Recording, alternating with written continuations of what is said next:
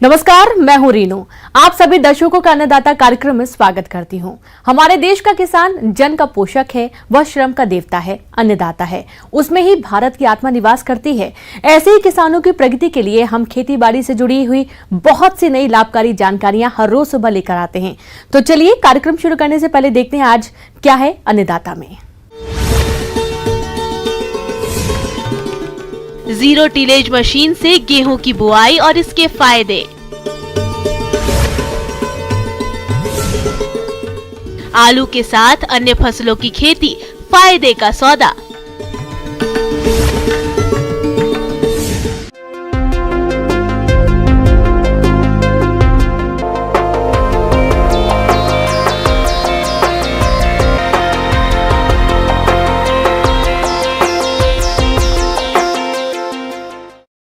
हमारे राज्य बिहार और झारखंड में अक्सर किसान धान की फसल लेने के बाद रबी में गेहूं की खेती करते हैं।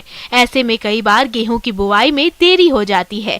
साथ ही इसकी खेती के लिए खेत की तैयारी आदि पर भी अधिक खर्च होता है। अगर किसान ऐसी परिस्थितियों में शून्य जुताई यंत्र यानी जीरो टिलेज मशीन से गेहूं की बुआई करें तो होने वाले नुकसान से बच सकते हैं। तो आइए इस बारे में जानते हैं कृषि विज्ञान केंद्र सुखेत जिला मधुबनी के कृषि वैज्ञानिक डॉक्टर सर्वेश कुमार से।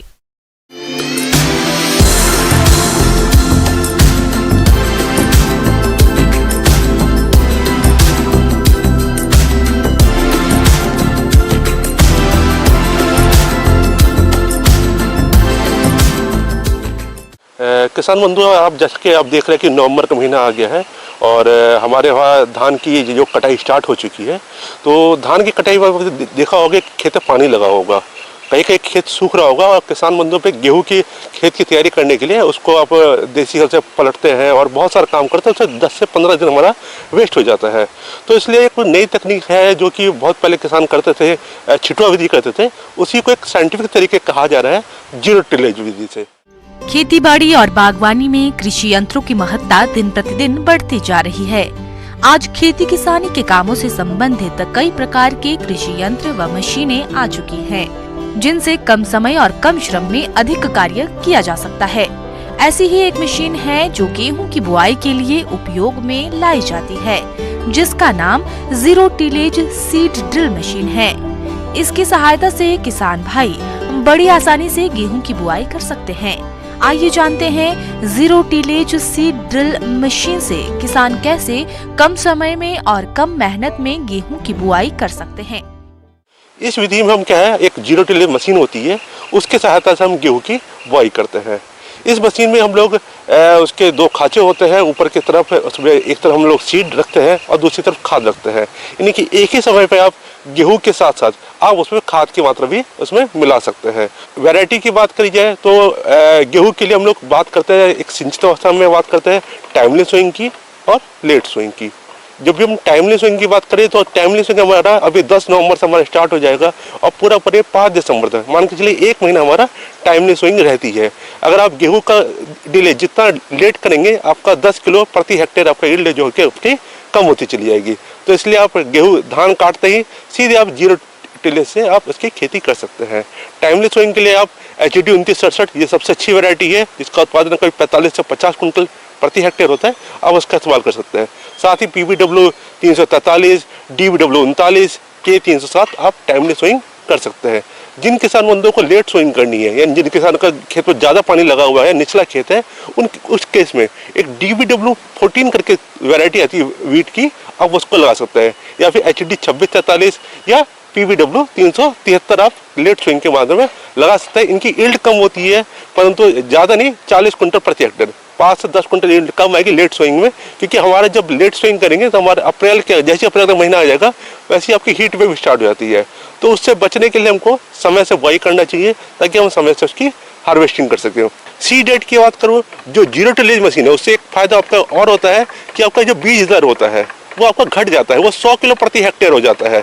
जहाँ आपका छिटवा विधि से या रोटावेटर विधि से आप जब करते हैं तो 125 किलो प्रति हेक्टेयर होता है। कम से कम 25 किलो आपका इसमें सीड रेट आपका बच जाता है। यदि हम इंसेक्टिसाइड की बात करें कि गेहूं में बहुत से इंसेक्ट भी आएंगे, तो सबसे पहले आप याद रखिए कि बीज को उपचारित करके लगाइए। अगर आप बीज को उपचारित करके नहीं लगाएंगे तो आपको सबसे प्रॉब्लम आएगी रस्ट की, स्मट की, तो उसमें आपको फंगस की प्रॉब्लम आएगी। तो आपको फंजीसाइड का लाइक मैंकोजेब, कार्बेंडाजिम आप इसका इस्तेमाल कर सकते हैं। रही बात खाद की, तो खाद हम लोग जो है गेहूं के लिए जो रिकमेंडेशन है वो 120 किलो नाइट्रोजन, 60 किलो फास्फोरस और 40 किलो पोटास होता है। नाइट्रोजन को हम एक साथ नहीं डालते हैं, हम उसको 2 या 3 हिस्सों में डाल सकते हैं। आधा हिस्सा हम लोग सोइंग के टाइम पे और बाकी हिस्सा हम लोग टिल्डिंग अवस्था में और या फिर हम बूटिंग अवस्था, मिल्किंग अवस्था में हम लोग इसका छिड़काव करते हैं। इस तकनीक से 1 घंटे में 0.3 से 0.4 हेक्टेयर खेत की बुआई हो जाती है, जबकि परंपरागत ढंग से 1 हेक्टेयर की बुआई करने में 10 से 12 घंटे लगते हैं। इस प्रकार इस तकनीक से 3 गुना समय की बचत होती है। इस तकनीक को अपनाने से मिट्टी में फसल के अवशेषों के योगदान में कार्बनिक पदार्थों के साथ साथ पौधों के लिए आवश्यक पोषक तत्वों की वृद्धि होती है तथा भूमि की उर्वरक शक्ति भी बनी रहती है। जीरो टिलेज मशीन में क्या होता है, आप यदि प्रति एकड़ की बात करूं तो उसके एक जो बॉक्स होता है उसमें 40 किलो सीड आ जाता है। तो आप उसमें 40 किलो गेहूं का सीड रखेंगे एक बॉक्स में और दूसरे खेत में, दूसरे बॉक्स में आप 40 किलो ही डीएपी डालेंगे। आप डीएपी के साथ आप इसके सोइंग कर सकते हैं। बाकी जो बचा यूरिया है, यूरिया आप जब प्राइमरी इरिगेशन करेंगे, जो 21 डेज पे कहा जाता है कि जो आपका क्राउन रूट इनिशिएशन स्टेज है जिसे हम लोग CRI स्टेज कहते हैं, आप उस पर आप इस्तेमाल आप कर सकते हैं। जब यूरिया का इस्तेमाल करते हैं 1 किलो प्रति कट्टे के हिसाब से आप यूरिया डालेंगे। और जब सेकंड इरिगेशन करेंगे, अब सेकंड इरिगेशन आप कब करते हैं, फ्लावरिंग स्टेज पे करते हैं, मिल्किंग स्टेज पे करते हैं, तो उसके ऊपर है। अब सेकंड इरिगेशन के तो बाकी जो यूरिया की मात्रा है आप उसको डाल सकते हैं। लाइन टू लाइन की जब डिस्टेंस की बात करी जाए तो डिस्टेंस आपकी कम से कम 20 से 23 सेंटीमीटर होनी चाहिए, जो कि जीरो टिलेज मशीन के जो फार होते हैं उनके बीच की दूरी होती है।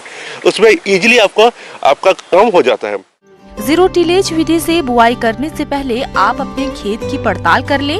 यदि जमीन उबड़ खाबड़ हो तो इस मशीन का प्रयोग न करें। यदि खेत में खरपतवार अधिक दिखाई दे रहे हो तो बुआई के 2 से 5 दिन पहले ग्लाइफोसेट दवा का इस्तेमाल 1 लीटर दवा प्रति एकड़ की दर से 100 लीटर पानी में मिलाकर छिड़काव करें।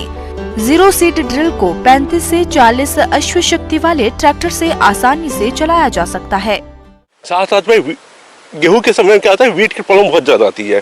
तो वीट की समस्या का हमें सबसे पहले आपने जिस दिन आपने सोइंग करी है उसको आप 0 दिन मान लीजिए और 0 से 3 दिन के भीतर आप प्री इमरजेंसी यानी घास उगने से पहले प्री इमरजेंसी आप वीडीसाइड का इस्तेमाल करें, जिसके लिए पेंडामेथिलिन बहुत मशहूर है। पेंडामेथिलिन का आप उसमें कर सकते हैं। तो इसमें आपको अलग से लेबर का आपका खर्चा नहीं लगेगा, ट्रैक्टर से आपका एक साथ बुआई हो जाएगा और साथ ही साथ आपका जो समय है वो 10 से 15 दिन जो है, जो नॉर्मल आपको लगता था रोटावेटर से, उसमें आपका बचत आपकी हो जाएगी। उत्पादन की बात करूं, उत्पादन में कोई फर्क नहीं पड़ेगा और यहाँ तक कहा जाए कि जो क्रॉप रेजिड्यू मैनेजमेंट होता है, जो फसल अवशेष होता है, उसका भी आप प्रबंधन इसमें कर सकते हैं, जिससे कि मिट्टी में कार्बनिक पदार्थ की मात्रा बढ़ जाती है। तो किसान बंधुओं जिनको भी जीरो टिलेज विधि से खेती करनी है तो वो बिना निसंकोच होते हुए आप इस खेती को अपना सकते हैं। किसान भाइयों, अब लेते हैं एक छोटा सा ब्रेक, जल्द लौटेंगे।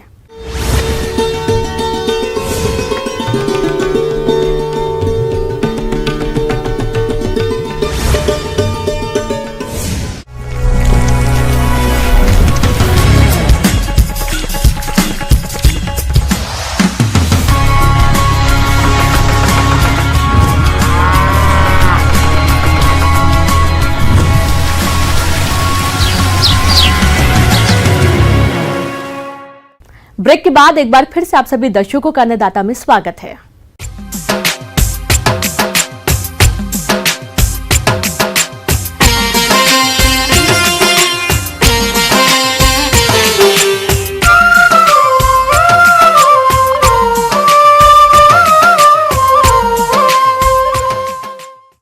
अपने राज्य में आलू की खेती बड़े पैमाने पर की जाती है और किसान इसकी खेती करके अच्छा लाभ भी कमाते हैं। अगर किसान आलू की खेती के साथ कम समय में तैयार होने वाली अन्य फसलों की खेती करें तो न केवल आलू की फसल से अधिक उत्पादन मिलेगा, बल्कि इसके साथ सहफसली खेती लेने से उन्हें अतिरिक्त लाभ भी मिलेगा। तो किसान भाई कैसे करें आलू के साथ सहफसली खेती, आइए जानते हैं कृषि विज्ञान केंद्र जिला बांका के कृषि वैज्ञानिक डॉक्टर रघुवर साहू से।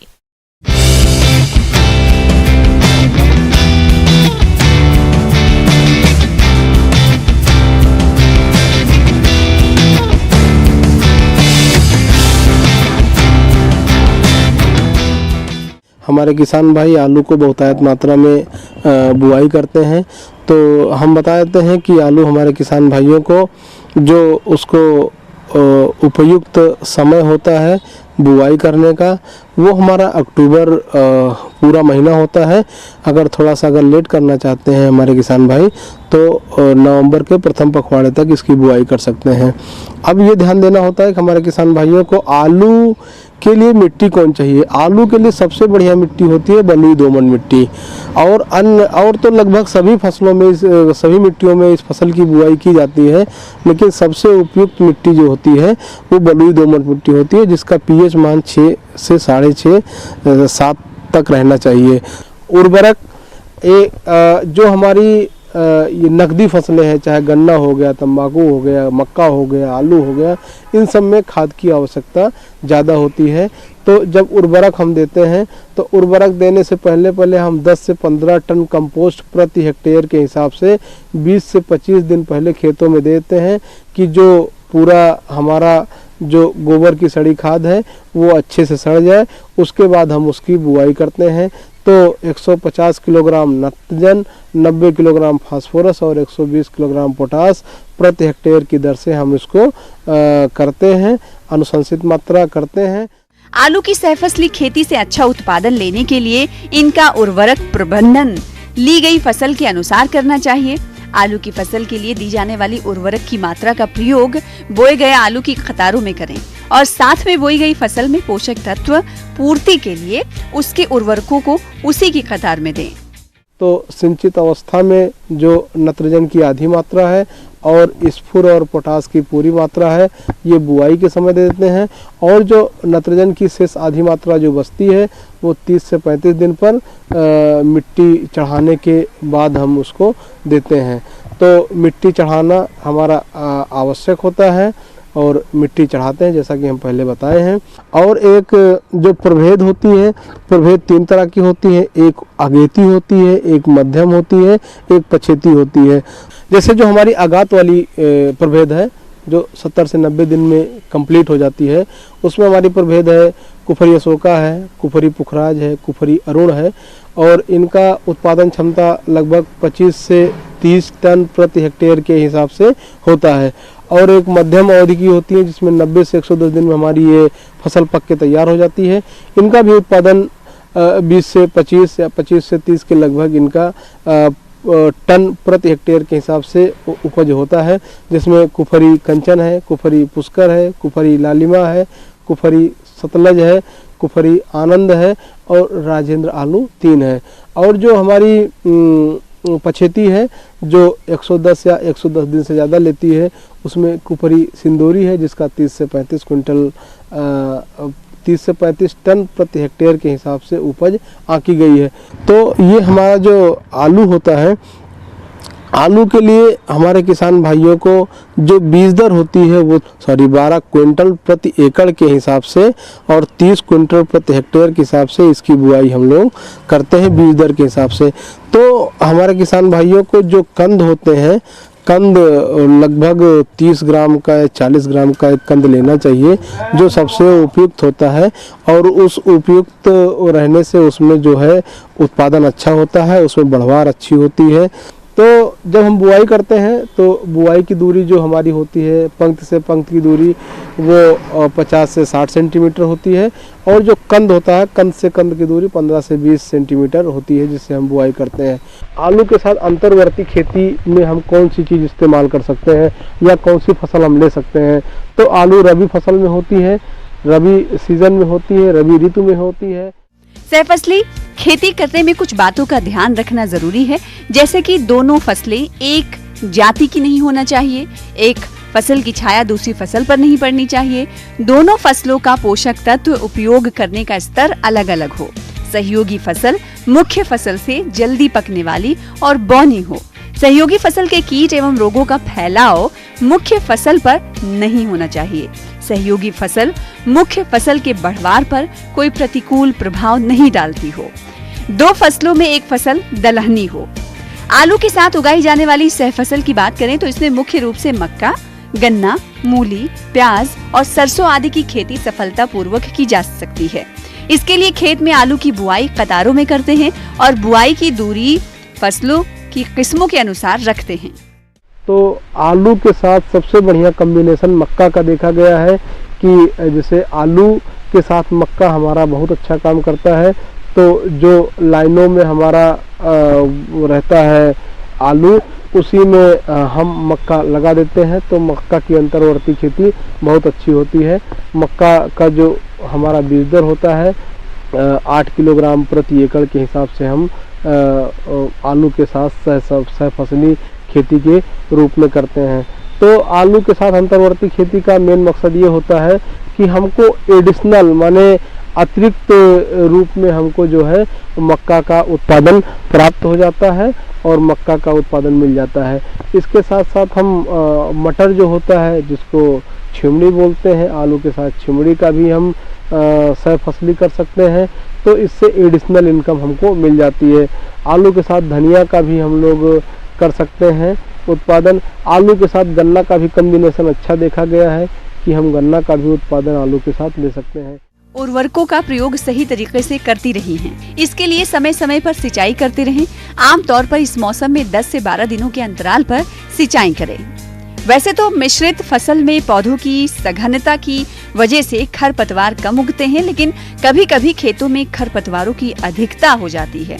ऐसे में आवश्यकता अनुसार समय समय पर निदाई गुड़ाई कर खरपतवारों को निकालते रहें। तो ये सब हमारी सह फसली खेती है। सह फसली खेती का मेन काम ये होता है कि जो हमारी आधार वाली फसल होती है, आधार वाली फसल के साथ साथ हम एक्स्ट्रा हमको जो है वो अलग उत्पादन मिल जाता है। जो हमारा अगर मान लिया कोई क्रॉप या हमारी बेस क्रॉप आधार क्रॉप अगर फेल्योर होती है या उसमें उत्पादन कम मिलता है, तो हमारी जो सह फसली खेती है उससे हम उत्पादन को रिकवर कर देते हैं, जिससे हमारे किसान भाइयों को अधिक मुनाफा होता है। आगे और भी है खेती बाड़ी से जुड़ी बहुत सी रोचक जानकारियां। यहाँ रुकेंगे एक और छोटे से ब्रेक के लिए।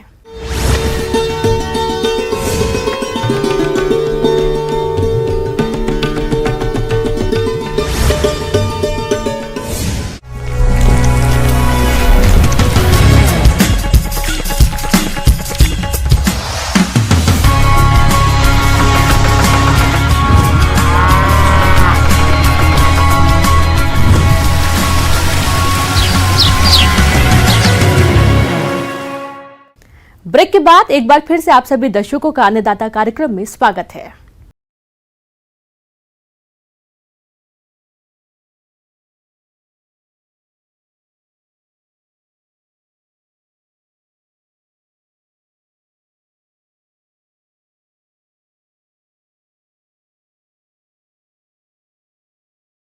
मधुमक्खी पालन करके किसान अपने ही नहीं बल्कि दूसरे लोगों की जिंदगी में भी मिठास घोल सकते हैं। ये एक ऐसा बिजनेस है जिसे सही प्रबंधनों को अपनाते हुए करें तो सालाना लाखों की आमदनी कमा सकते हैं। फिलहाल मधुमक्खी पालन की शुरुआत करने के लिए सही समय चल रहा है, तो जो किसान भाई इसकी शुरुआत कर रहे हैं या पहले से इस बिजनेस से जुड़े हैं, वे इस मौसम में मधुमक्खियों की देख रेख कैसे करें, आइए जानते हैं बिरसा कृषि विश्वविद्यालय जिला रांची के कीट वैज्ञानिक डॉक्टर विनय कुमार से।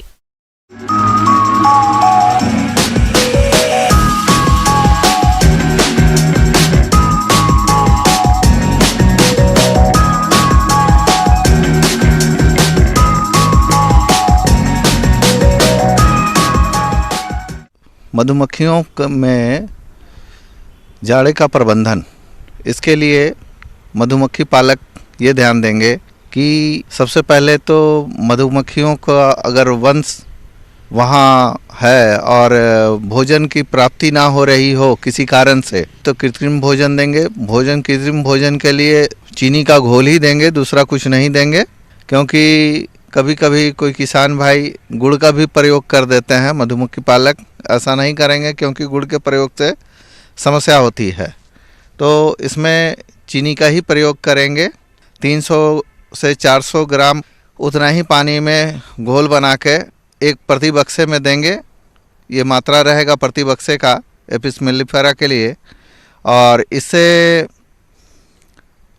भोजन की प्राप्ति हो जाएगी। सर्दियों में मधुमक्खी की कॉलोनियां बड़ी तेजी से बढ़ती हैं, इसलिए फ्रेमों पर मॉमी सीट लगाना बहुत जरूरी होता है। ये मधुमक्खी के लिए बच्चे पैदा करने एवं शहद इकट्ठा करने का उपयुक्त समय होता है, क्योंकि इस समय सरसों, राई और अन्य रबी फसलों में फूल खिलते हैं। इस समय अच्छी संख्या वाले मधुमक्खी बक्सों का विभाजन करना चाहिए। बक्सों को ठंडी हवाओं से बचाकर खुली धूप वाले स्थान पर रखें। साथ ही बक्सों को सर्दी से बचाव के लिए सूखी घास या फटे पुराने कपड़ों की पैकिंग करके ढक दें। अच्छे प्रबंधन द्वारा इस समय 3 से 4 बार शहद निकाला जा सकता है। दूसरा ये देखना है, अगर मक्खी कम है, ऊपर में अगर सुपर लगा है तो डमी लगा के उसको पुआल से जगह को भर देंगे, जिससे क्या होगा कि मक्खी को जो ठंड का समस्या है उससे निजात मिलेगा। अगर मक्खियों में ठंड ज़्यादा लग जाएगी तो बहुत तरह का बीमारी भी होने लगता है, जिससे नुकसान होता है। बॉक्स रखने के लिए ऐसे क्षेत्रों का चयन करें जहां पर फूल वनस्पति भरपूर मात्रा में उपलब्ध हो। बॉक्सों को सीधे जमीन पर नहीं रखें। मधु बॉक्सों को ऐसे खेतों के आसपास नहीं रखें जिनमें बहुत ज्यादा कीटनाशकों का छिड़काव किया जाता हो। मधुमक्खियों को जीवित रहने और विकसित होने के लिए निरंतर ताजे और साफ पानी के सुगम स्रोत के आसपास रखें। 2 बात पे ध्यान रखेंगे, एक तो मक्खियों को ठंड नहीं लगे, दूसरा वंश अगर बहुत ही कमज़ोर है तो 2 वंश को एक कर दें, इससे बकछूट का भी समस्या समाधान हो जाएगा। दूसरा साफ सफाई का ध्यान रखें, और जो बक्से हैं वो खुले वातावरण में रखें, जहाँ सीधी बहुत अच्छी धूप आती हो वैसे जगह पे रखें। जहाँ धूप नहीं आती हो वैसे जगह से हटा के उसको धूप वाली जगह पे रखें। मधुमक्खियों में लगने वाले कीटों में सबसे घातक माइट कीट होती है। माइट कीट एक परजीवी कीट है जो अन्य फसलों के साथ साथ मधुमक्खी पालन में भी पाया जाता है।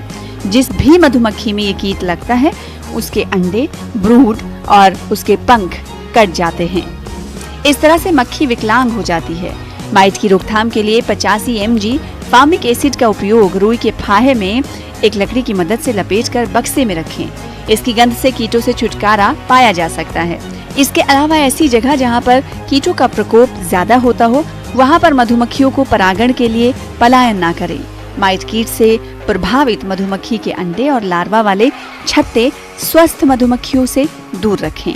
मधुमक्खियों को भोजन में पर्याप्त पोषक तत्व उपलब्ध कराएं। मधुमक्खियों की स्टैड के नीचे कटोरियों में पानी भरकर रखें, इससे चींटियों का प्रकोप नहीं होगा। वर्प को पकड़कर तुरंत मार दें, साथ ही छिपकली, मेंढक एवं चिड़ियों से बचाव करें। इसी क्रम में यह है कि मधुमक्खी का जो निकास जो द्वार है उसको थोड़ा सा छोटा भी कर देते हैं। दूसरा, हवा के विपरीत दिशा में इसको रखेंगे, हवा की दिशा में नहीं रखेंगे। ये इन सब बातों का ध्यान रख के सर्दियों में मधुमक्खी पालक अपने मधुमक्खी वंश का देखभाल कर सकते हैं।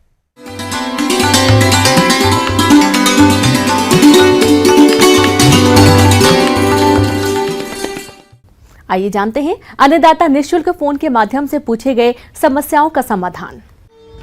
आज के अन्नदाता कार्यक्रम में हमने जिस प्रश्न को शामिल किया है उसे पूछा है गांव मायापुर, जिला रांची से रोहित महतो ने। आप अरहर की फसल में पत्ती लपेटक कीट की रोकथाम के बारे में जानकारी चाहते हैं। तो रोहित जी, आपकी जानकारी के लिए देखिए कार्यक्रम का यह अंश।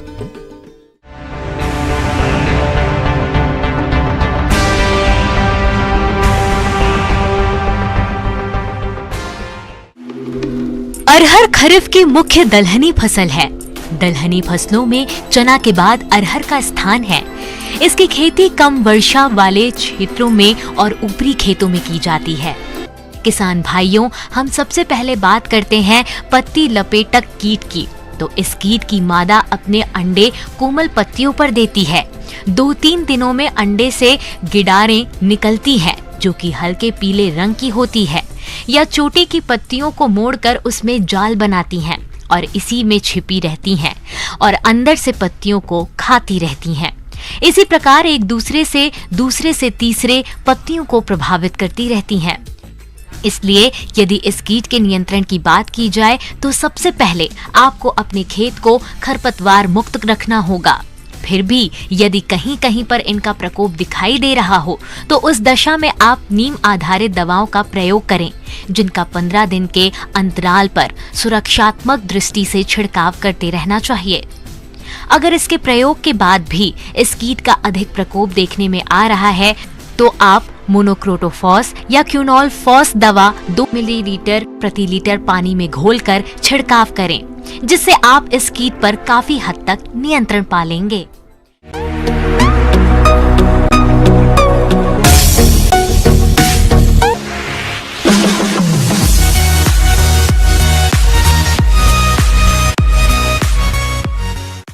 एक नजर डालते हैं राज्य के कुछ मंडियों के प्रमुख फसलों के बाजार भाव पर।